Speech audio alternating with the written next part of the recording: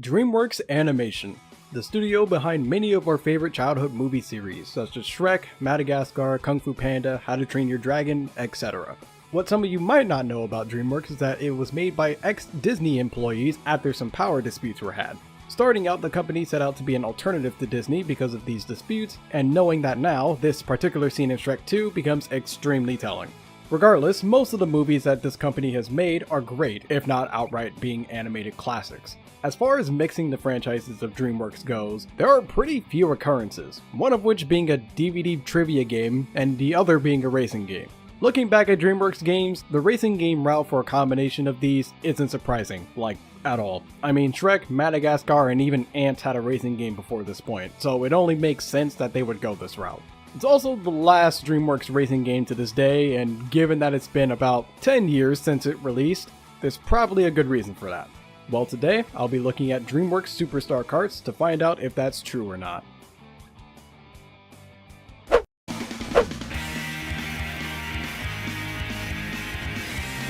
So, there's no story with this game. That's not really surprising, as trying to make a story involving multiple DreamWorks franchises would be abysmal to think about and make even semi-decent, especially for a racing game. Plus, the previous DreamWorks games had little to barely any story at all, so expecting any kind of story at this point is just setting yourself up for a completely unneeded disappointment. The best that I can say is that everyone is just competing for Julian's attention, as per Julian's own words. You may now begin to compete for my attention, and maybe also for a trophy. So yeah, can't really talk that much about something when there's nothing to talk about.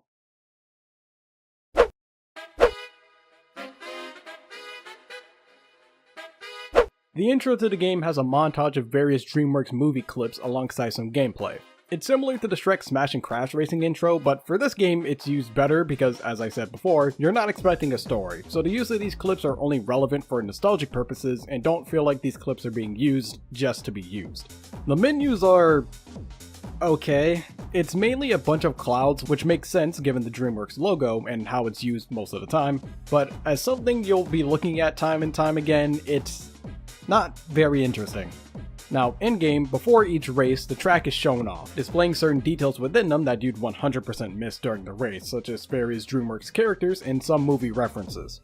The tracks themselves actually look pretty nice. The details give me a feeling of what a DreamWorks amusement park or attraction would be like. Actually, I wonder.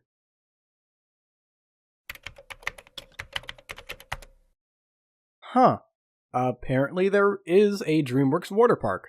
It actually seems pretty cool too, aside from this one attraction called Shrek Sinkhole Slammer. I'm not going to go any further with that, I'm just going to move on. The racers themselves are somewhat better than their previous iterations. Alex still looks weird in the face for different reasons, but regardless, better. However, the karts are a big disappointment because they're just that, karts. Previous DreamWorks racing games had unique karts for every character, but here all karts look almost identical. Sure, a few colors are different and a few of them actually have some kind of reference on the front of them, but outside of that, they're bland at best. Now, as for the voice actors, most of them are not the original ones, which has pretty much been the case for every DreamWorks game, so that's not surprising. At the very least, Skipper has the same voice actor. The characters also give dialogue, similar to Madagascar Kartz, where lines are directed to certain characters. However, they are not designed specifically for situations. I know that sounds weird, but hear me out. For instance, in Madagascar Kartz, your character would have some kind of remark about passing, being passed by, hitting, or getting hit by another character, and it would be different depending on who the two characters were. In this game, however, most characters don't really have remarks about each other, and whenever they do, they're only when you get an item regardless of the context. Hey Alex, watch your back! It doesn't feel like there's much personality here, and when you combine multiple franchises together, I feel like that's a very good opportunity to show off each character's personality even more with interactions with characters they normally would never meet. Madagascar Kartz even did this too, so it's surprising to see that the game that specifically was made to cross over these series didn't do that. Lastly, the music. It's Alright. Some songs are pretty fun to listen to during races, but the rest aren't that memorable and a little repetitive when listening to them outside of the game. Now, a racing game isn't necessarily defined by its soundtrack, but I do feel like it's a vital part, one that this game lacks compared to other DreamWorks racing games.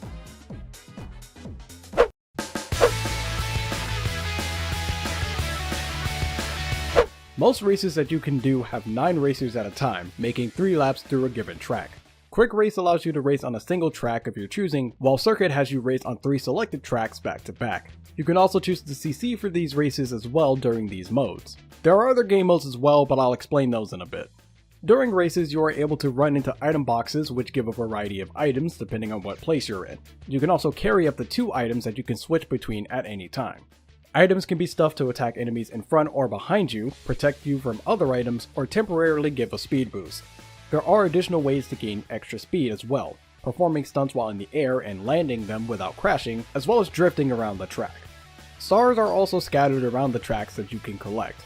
Every character has a Super Star move, a unique ability that becomes available when you obtain 5 stars. You do lose stars anytime you take damage, so you'll have to be careful to take as little damage as possible to get your Super Star move. In addition to the normal races, there are other game modes. Time trials have you try to complete a track as fast as possible with no items to assist you or enemies in your way. There's also challenges which add changes to gameplay, such as only certain items or stars being able to be used, or even no items or stars at all. You can also get up to 76 DreamWorks logos in a few ways. You can get them by running into ones placed within the tracks, completing the challenges, and winning first place in the Circuit Cups.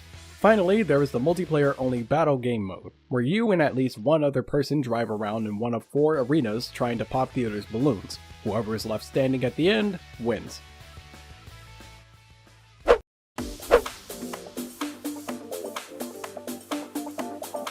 The track design is surprisingly really good. Aesthetic-wise, most tracks have solid set pieces and aspects that give unique gameplay experiences for each track. This makes them memorable with their own identity.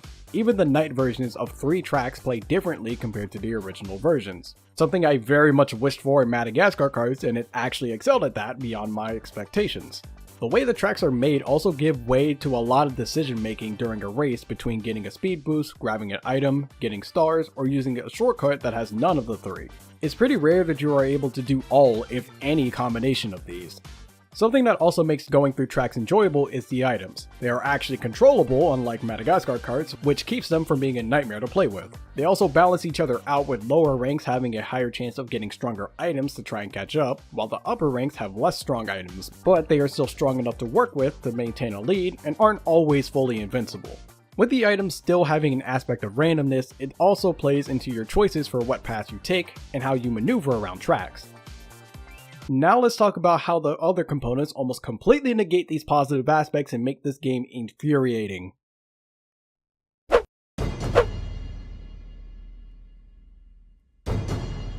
This character roster is actually pathetic, even compared to Madagascar Kartz.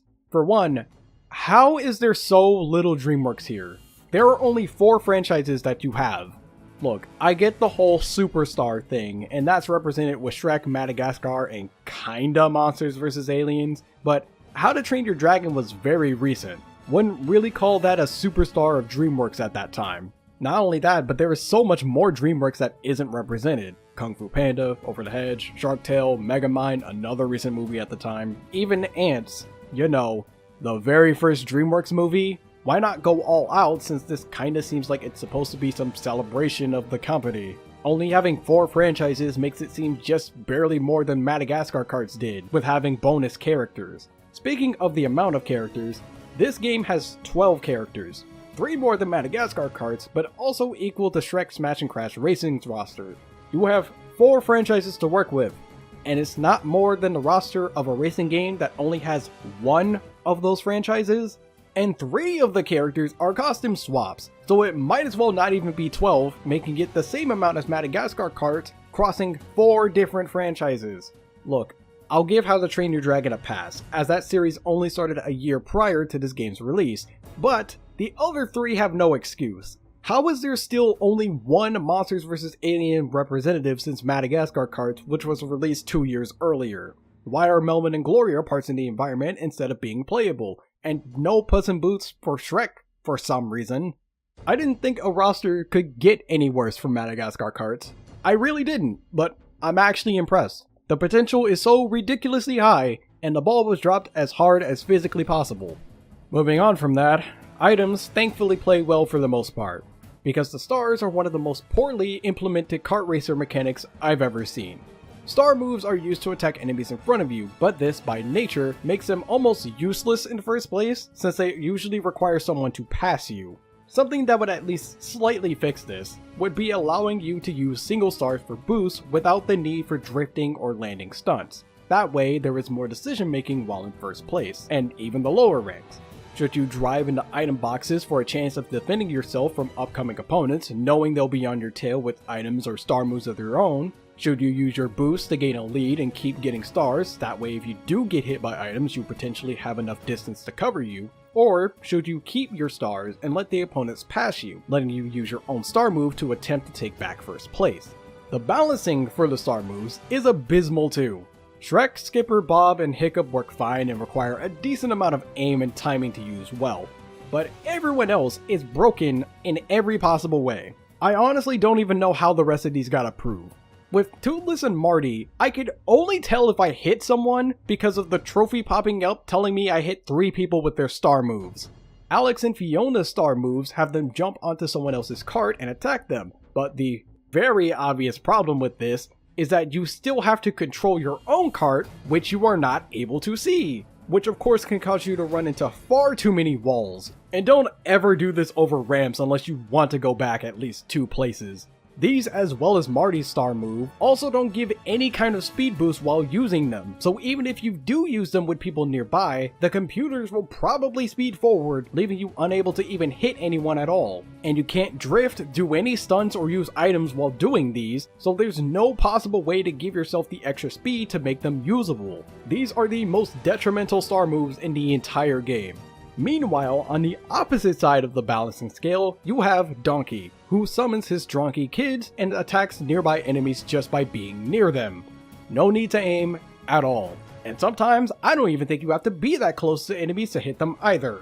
Not only can you use items with this active, which can end up making you safe from pretty much everything if RNG is in your favor, even while in first place, but you can collect more stars after activating it initially, and even if there are Dronkies still on screen, using your star move again refreshes the amount back to full. And no, they don't run out of time unlike every other star move, so there's no need for timing either.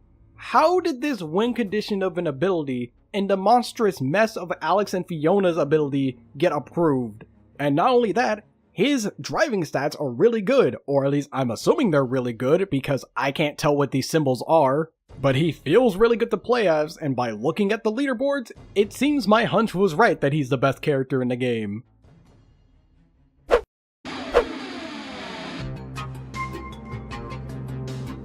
The DreamWorks logos are, they kinda suck, but also don't.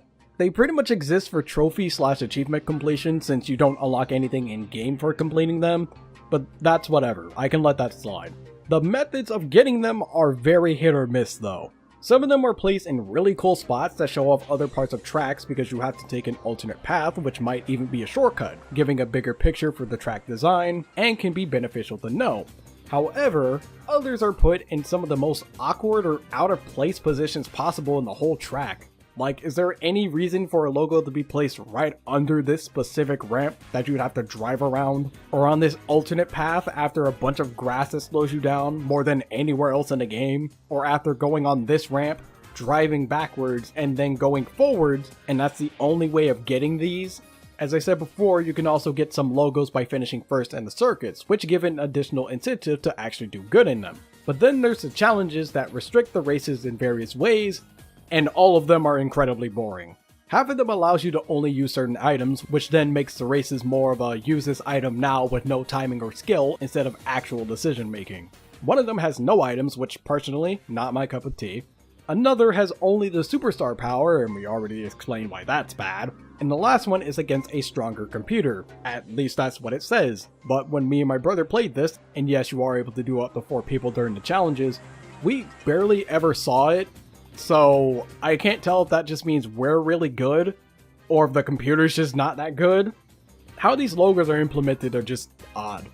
Oh yeah, I almost didn't mention the battle mode.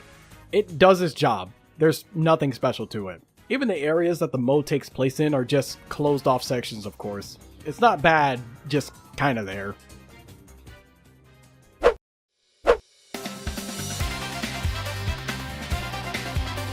This game is, in the best way I can describe it, an outright disappointment. Some aspects of the game are actually decent, and definitely are some improvements over previous DreamWorks racing games, but the parts that are bad are completely atrocious, and the longer you think about it, the more you realize what could have been, and it makes you upset because of the missed potential that is there. The roster, certain game mechanics, modes, and even collectibles have odd if not infuriating decisions that dampen any fun to be found once you notice these issues. To that end, I can definitely see why DreamWorks stopped having kart racers, but is this a bigger cash grab than Madagascar Kartz?